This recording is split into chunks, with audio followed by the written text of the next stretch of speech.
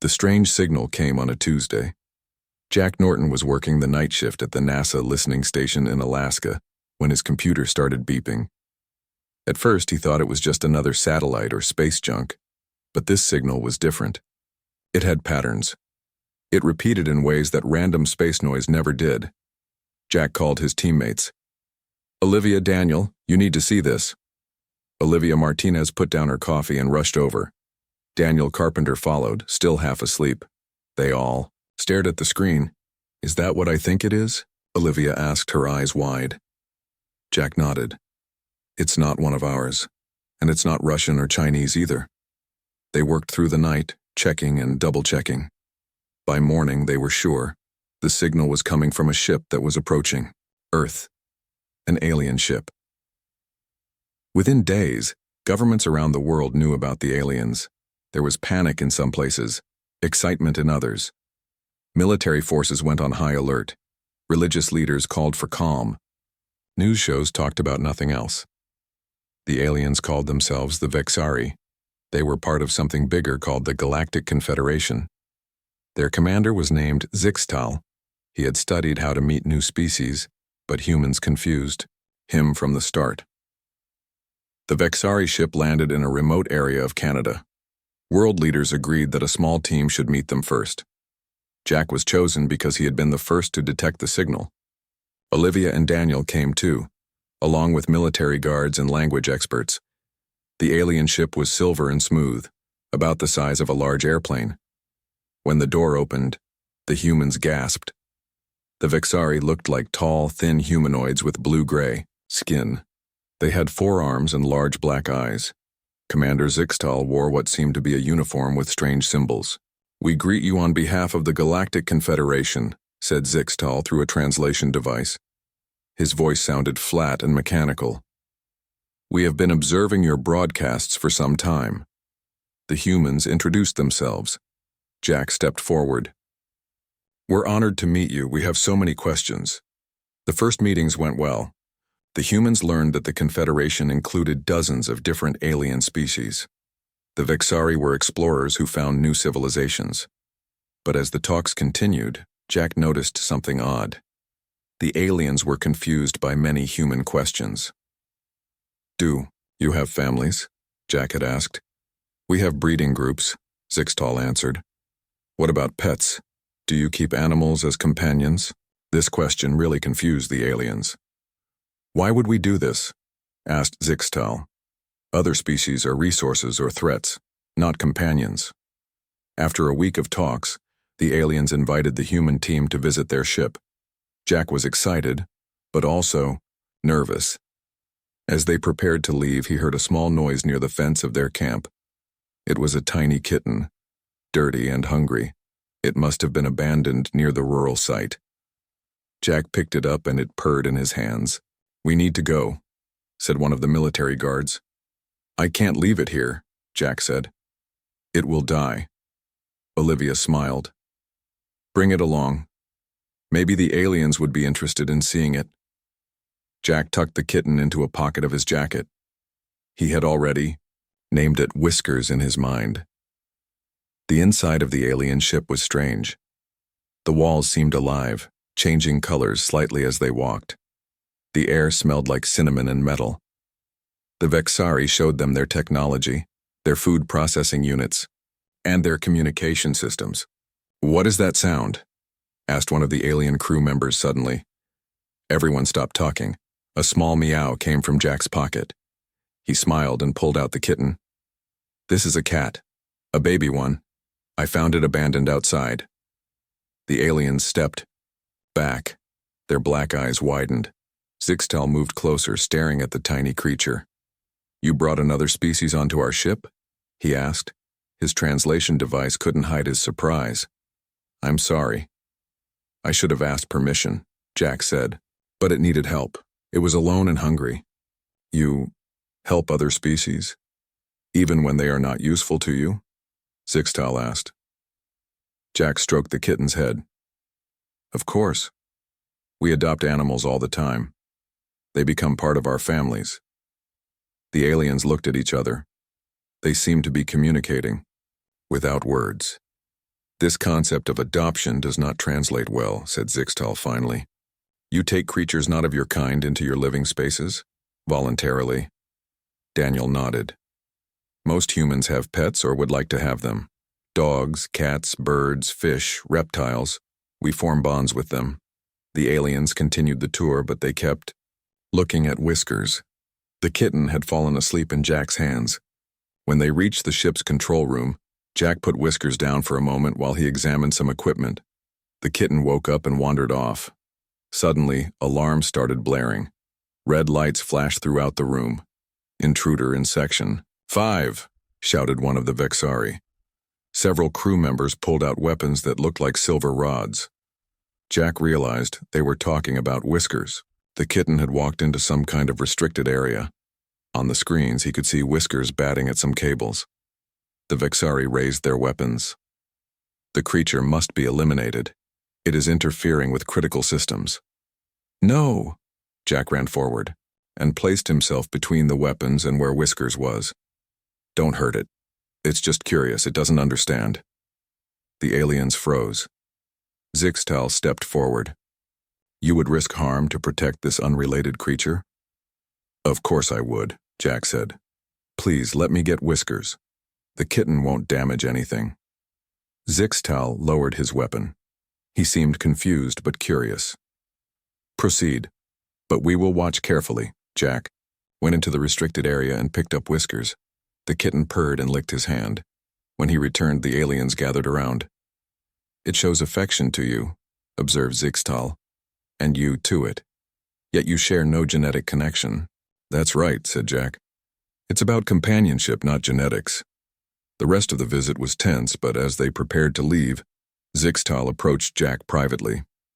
This concept of caring for other species, even protecting them at risk to yourself, is unknown in the Confederation, he said. Most species we have encountered see others only as resources or threats. Humans appear different. Jack smiled. Maybe that's something we can teach the galaxy. As the human team left the ship, the aliens watched them go. Through the window, Jack could see Zixtal still staring at Whiskers with what seemed like wonder. That night, as the team reported to their governments, Jack knew something important had happened. Humans had shown the aliens something they had never seen before. That different species could care for each other, protect each other, and love each other.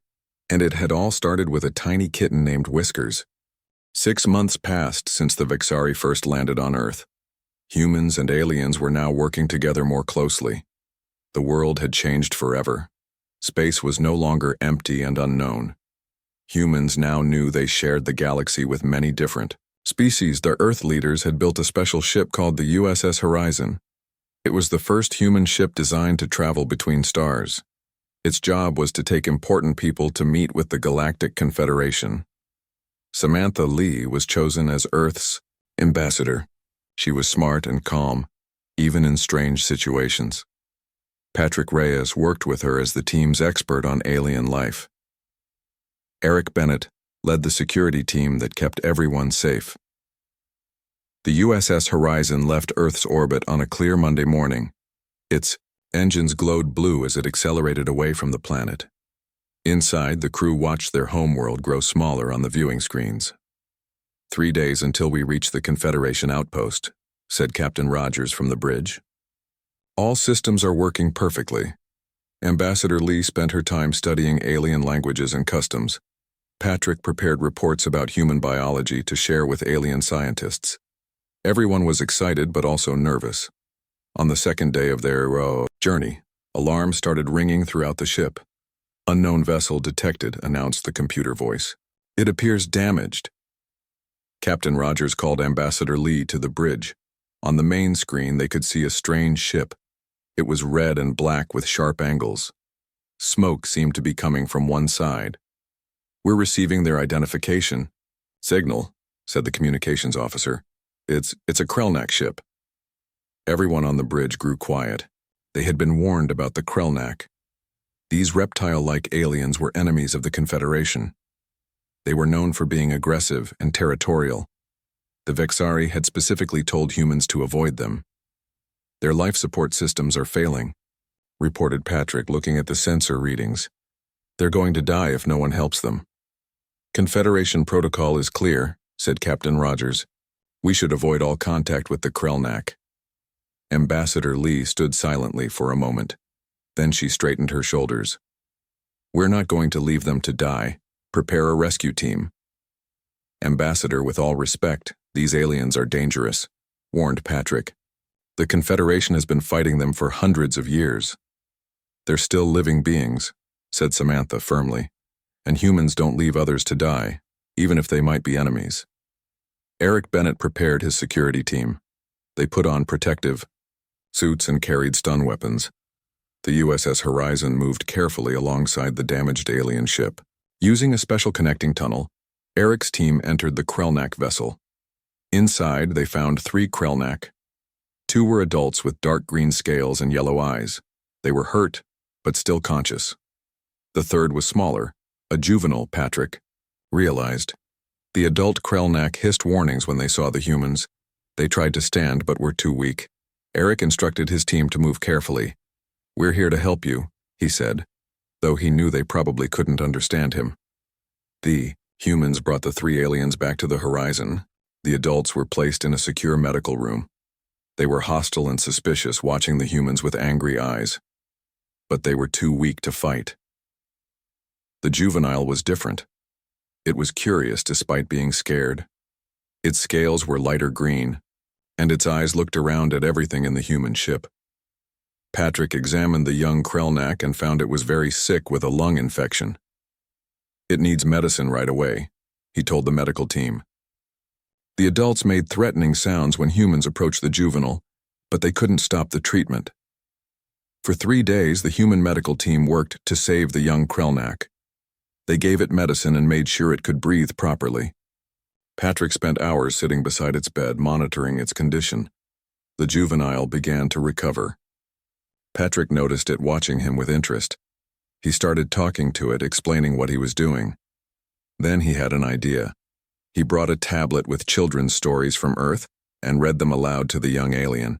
To everyone's surprise, the juvenile seemed to enjoy the stories. It made soft clicking sounds when Patrick entered the room. The medical team started calling it Spike because of the row of small spines along its back. The adult Krelnak watched all this in silence. They were still suspicious, but their hostility had lessened. They seemed confused by how the humans treated the juvenile. Meanwhile, the USS Horizon had sent messages to the Confederation outpost about the rescue. The response was immediate and alarming. The humans were ordered to stop all aid to the Krelnak and to keep them in isolation until Confederation officials arrived. A Vexari ship was dispatched to intercept them. Commander Zixtal, who had met humans during first contact, was sent to handle the situation. When Zixtal's ship arrived, the commander requested to come aboard the Horizon immediately. Ambassador Lee met him in the docking bay. You have violated Confederation security protocols, said Zixtal without greeting. The Krelnak are dangerous enemies. They cannot be trusted. They were dying, Samantha replied. We couldn't ignore that. The Krelnak would not have helped you in the same situation, said Zixtal. They would have destroyed your ship. That doesn't change what was right for us to do, said Samantha. Would you like to see them? Zixtal followed her to the medical section. When they reached the juvenile's room, Zixtal stopped in shock at the doorway. Inside, Patrick was sitting beside the young Krelnak's bed. He was reading a story about Earth animals. The juvenile was making soft sounds that almost seemed like laughter. What surprised Zixtal most was that the juvenile had a small Earth toy, a soft plush dog, that it held carefully in its clawed hands. You gave it a comfort object? Asked Zixtal in disbelief. His name is Spike, said Patrick, looking up. And yes, he likes the toy.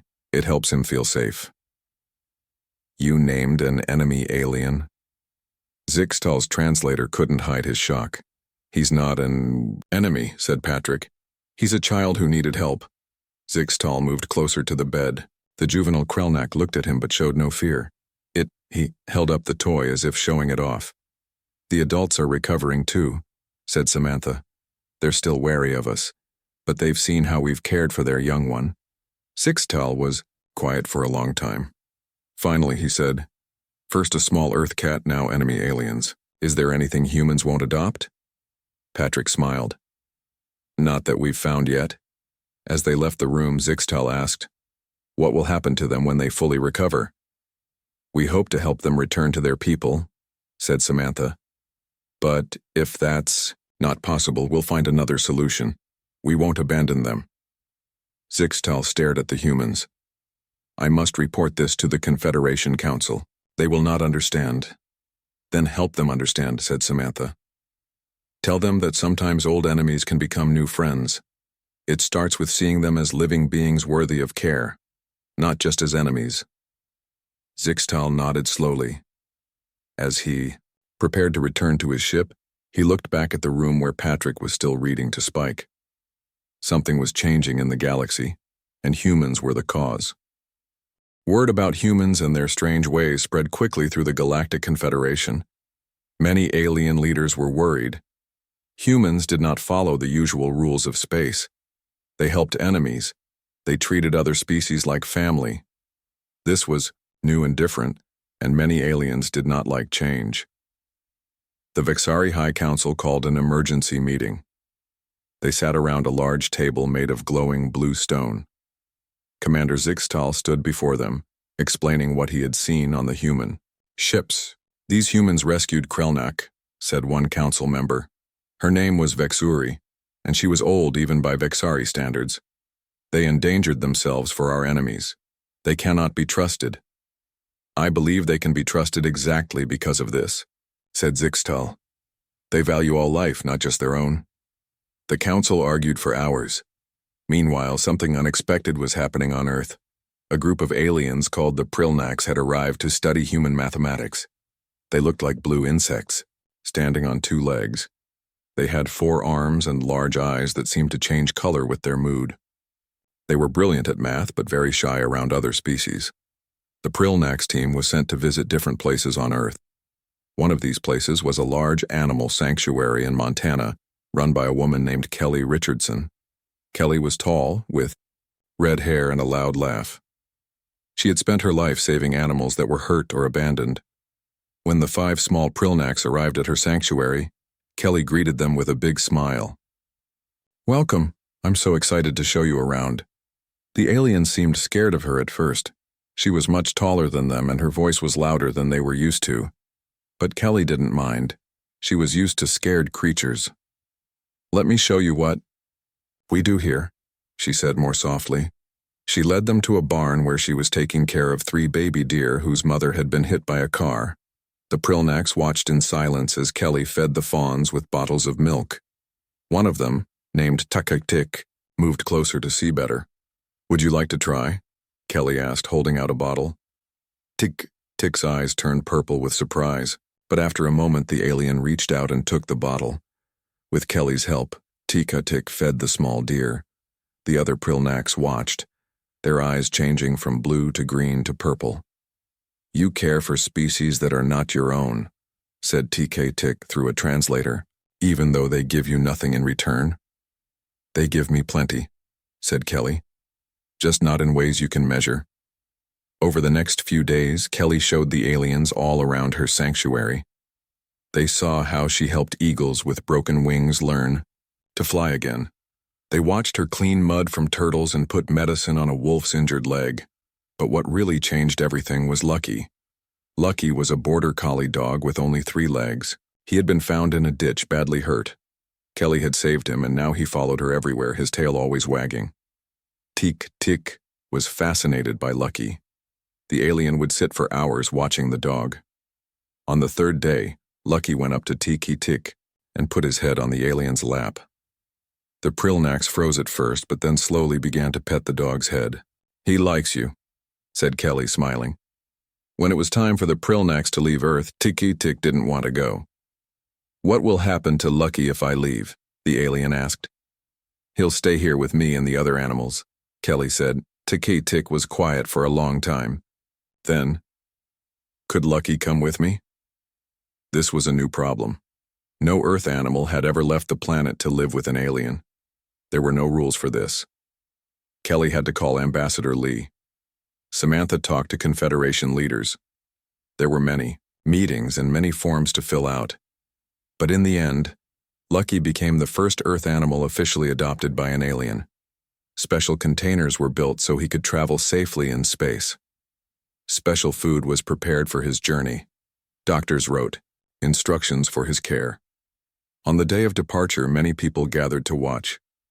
Kelly hugged Lucky one last time. "Be a good boy," she said, wiping away tears. Dick gently picked up the dog and carried him up the ramp to the ship. Lucky wagged his tail, not afraid at all. Pictures of the small blue alien carrying the three-legged dog were shown all over Earth. News reports called it a historic moment for human-alien relations. When Tik arrived home with Lucky, other aliens were shocked. But they were also curious. The Prilnaks had always been quiet and kept to themselves. Now other species visited them just to see the Earth dog. Soon other aliens began asking to visit Earth.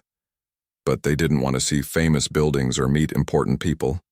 They wanted to see the animals. Requests came in from all over the Confederation. Aliens wanted to visit zoos, farms, and wildlife parks. Confederation scientists were confused. Why did so many feel drawn to Earth's creatures? What was happening to their people? Meanwhile, the Krelnak had learned that humans had rescued some of their kind. This was shocking news. No species had ever helped the Krelnak before. Most just feared them. For the first time in hundreds of years, the Krelnak sent a message that wasn't a threat. They wanted to know about their people, especially the young one called Spike. Patrick sent videos of Spike playing with toys and learning English words. The juvenile had grown attached to humans and didn't want to leave them, but he also wanted to see others of his own kind. After much discussion, the Krelnak sent a small ship to meet the USS Horizon. It was the first peaceful Krelnak contact with any species in generations. They came to see Spike and to learn why humans had saved their people. The Vexari High Council watched all these events with growing concern. But Commander Zixtal had changed his mind about humans. In his private quarters, he now kept a small glass case with two small green lizards from Earth called geckos. He found himself talking to them when he was alone. Perhaps the humans are right, he told the little lizards as he fed them small insects. Perhaps there is more to life than just survival and power. The geckos just blinked at him, but somehow that was enough. Peace between different species was growing stronger. Humans had joined many Confederation meetings. They had shared their music, art, and food with alien friends, and aliens had started to understand the human love for adopting other creatures. But then a new danger came from beyond the edges of known space. The hive swarm attacked without warning. They were insect-like aliens that moved and thought as one mind. To the swarm, all other life was either food or competition. They did not talk. They did not make peace. They only destroyed. The first attack hit 3 Confederation worlds at once. The swarm ships were organic and moved like giant bugs through space. They released smaller ships that looked like wasps. These smaller ships attacked everything in their path. The Confederation military tried to fight back, but they were not prepared. Several outposts were quickly overrun. One of these outposts was a research station where human and alien scientists were working together. They sent out a distress call before communication was lost. Captain Lisa Williams of the USS Endeavour heard the call. Her ship was the closest. The Endeavour was newer and faster than the Horizon. It had weapons, but it was still mainly a science and exploration ship. "We have to help them," Lisa told her crew. "There are 15 humans on that station, plus 30 aliens from different species." Frank Donnelly nodded. He had once been a park ranger in Yellowstone before joining the space program. Now he led the Endeavour's security team. "My team is ready, Captain." The Endeavour reached the station 12 hours after the distress call. Through the windows, they could see damage to many parts of the station. Some sections were dark. Others had holes torn in their walls. "Life signs detected," reported the science officer. "But they're scattered. Some human, some alien, and something else." Lisa and Frank led a rescue team onto the station. They wore protective suits and carried weapons. The halls were dark and cold. In some places, strange organic material covered the walls. It looked like a giant wasp nest. Stay alert, Frank warned his team. We don't know what these swarm creatures look like up close. They found survivors hiding in sealed rooms. Some were hurt. All were scared. The team began helping them back to the Endeavor. Where's Dr. Jefferson? Lisa asked one of the rescued scientists. Mia Jefferson, the biologist? Last I saw her, she was in the biology lab, said the scientist. She said she had discovered something important about the swarm. Frank and Lisa led a small team to the biology lab. They had to fight their way through several corridors. The swarm creatures attacked them from the shadows. They looked like large insects with sharp claws and multiple eyes. They made clicking sounds as they moved. Finally, they reached the lab. Inside, they found Dr. Mia Jefferson alive. She was a short woman with curly hair and glasses. She was working at a computer console. Dr. Jefferson, Lisa called. We need to evacuate now. Just a minute, Mia said without looking up. I've made a breakthrough. Frank noticed something strange. There were 3 glass containers in the room. Each one held what looked like a swarm drone. But these drones weren't attacking, they were just sitting there watching. What are those? Frank asked, pointing his weapon at the containers. That's my breakthrough, said Mia. These swarm drones are cut off from their hive mind. I used a special pheromone to block the signal. Without the hive connection, they're not aggressive. They're confused and almost childlike. Frank moved closer to one container. The drone inside watched him, with compound eyes. It didn't look angry or scary now. It looked lost. We need to go, Lisa insisted. We need to take them with us, Mia said. If we can understand how to block the hive mind signal on a larger scale, we might be able to stop the swarm without killing them all. They took the containers back to the Endeavor. In a secure lab, Mia continued her work. Frank often visited, curious about the drones. They're learning, Mia told him one day. They've never had individual thoughts before. They've always been just parts of the larger mind. Frank watched one drone trying to stack small blocks. It was clumsy but determined. It reminds me of rehabilitating injured wolves, he said. They need routine. They need to feel safe before they can learn new behaviors. Frank started working with Mia. He created schedules for feeding and interacting with the drones. He spoke to them in calm, even tones. He showed them simple tasks and rewarded them when they succeeded. To everyone's surprise, the drones began to respond. They recognized Frank when he entered the room. They made different sounds for different people. They learned to pick up specific objects when asked. They're developing individual personalities, Mia said with excitement. This one is more curious. That one is more cautious. When Confederation reinforcements arrived, they were shocked to find humans trying to communicate with swarm drones. Most aliens wanted the drones destroyed immediately. These are the enemy, said the Confederation commander. They have destroyed entire worlds. These specific drones haven't destroyed anything, Mia argued. They were following the hive mind's orders. Now they're learning to think for themselves. Based on Mia's research, the humans developed a weapon that could disrupt the swarm's hive mind temporarily. During the next battle, they used this weapon. When the signal was blocked, the attacking drones became confused. Instead of killing the confused drones, Frank's team captured them. They set up a rehabilitation center on an uninhabited moon. There, they began the slow process of helping the drones develop individual consciousness. Many in the Confederation disagreed with this approach. They wanted all swarm creatures destroyed. Arguments grew heated in the council chambers. Then something happened that changed many minds. During a swarm attack on a colony world, a rehabilitated drone was helping evacuate children. When swarm forces broke through defenses, the rehabilitated drone stood between them and a human child. It fought against its former hive mates to protect the child. Someone captured this moment on video. The image of a swarm drone defending a human child spread throughout the Confederation. People began to question what they thought they knew about the swarm. Maybe they aren't born evil, Frank told a Confederation hearing. Maybe they just never had the chance to be anything else. As the war with the swarm continued, more drones were captured and rehabilitated. It was slow, difficult work. Not all could be saved. But humans refused to give up. This is what humans do, Lisa explained to alien allies. We see potential in unexpected places. We believe that enemies can become friends. We adopt those who need homes, even if they're different from us. The Confederation was beginning to understand.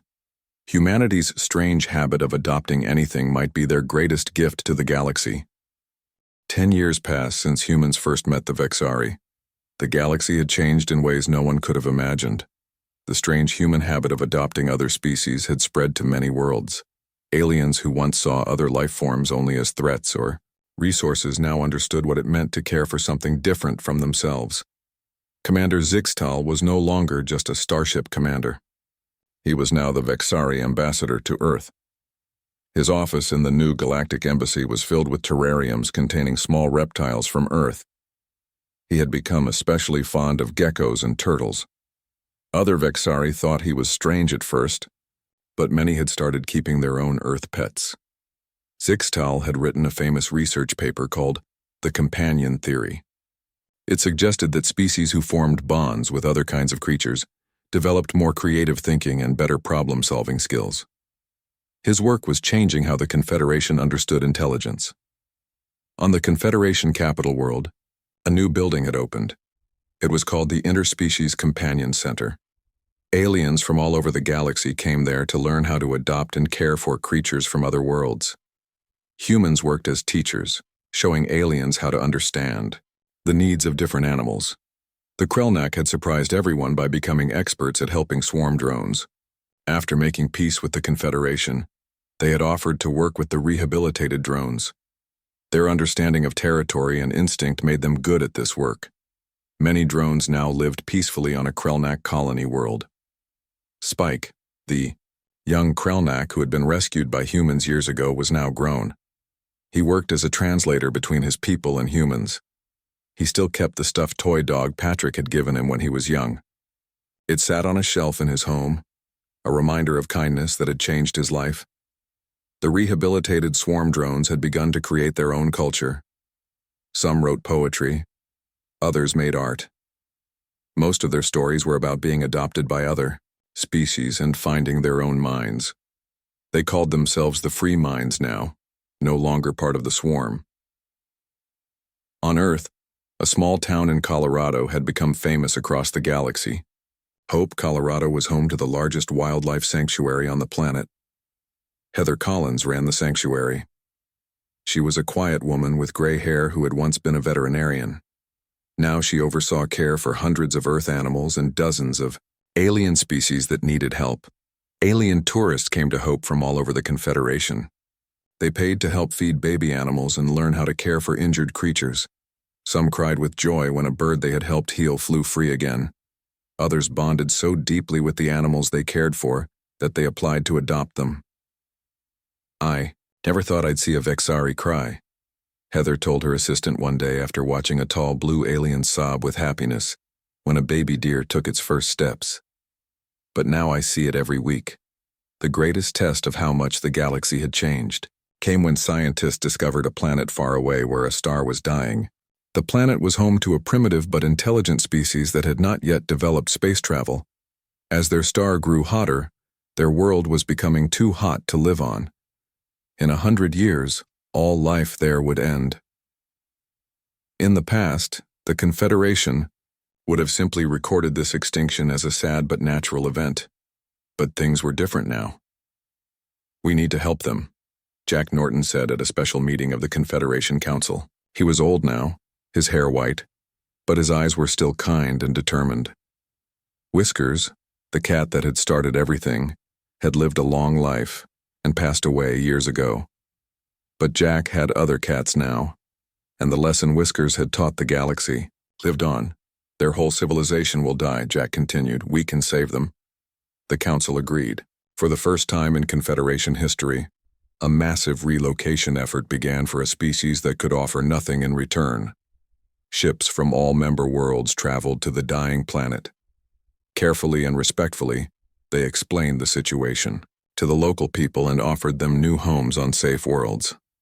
Some aliens were concerned that the refugees would lose their culture and history. Humans suggested creating special centers where the refugees could maintain their traditions while adapting to their new homes. The Krelnak, once feared as violent enemies, volunteered to host many refugee families, as their warm worlds were most like the refugees' original home. As the rescue effort continued, the long-range sensors detected something new at the edge of known space. A ship unlike any they had seen before was approaching Confederation territory. Was it friendly or hostile? No one knew. In the past, the Confederation would have sent warships immediately. Now they prepared a different kind of delegation. The ship that went to meet the newcomers carried humans, rehabilitated swarm drones, Krelnak cultural experts, and Vexari scientists. Each brought their adopted companions from various worlds. Jack Norton was invited to join this mission as an advisor. As their ship prepared to depart, he stood by the viewing window looking out at the stars. "I wish you could see this, Whiskers," he said softly. "You changed everything." A young Vexari approached him, holding a small Earth kitten. "Ambassador Norton, this is my first mission representing my people. I am nervous." Jack smiled and gently scratched the kitten's ears. "You'll do fine. Just remember what we've all learned. Family isn't about looking the same or coming from the same place. It's about caring for each other despite our differences." As their ship moved toward the unknown, the crew was not afraid. They had learned that even the strangest aliens could become friends. Even old enemies could become allies. The galaxy had discovered what humans had always known, that love and care could cross the boundaries between species. The humans had taught the stars a new way of living. And it had all started with a simple act of kindness. A man who couldn't leave a kitten behind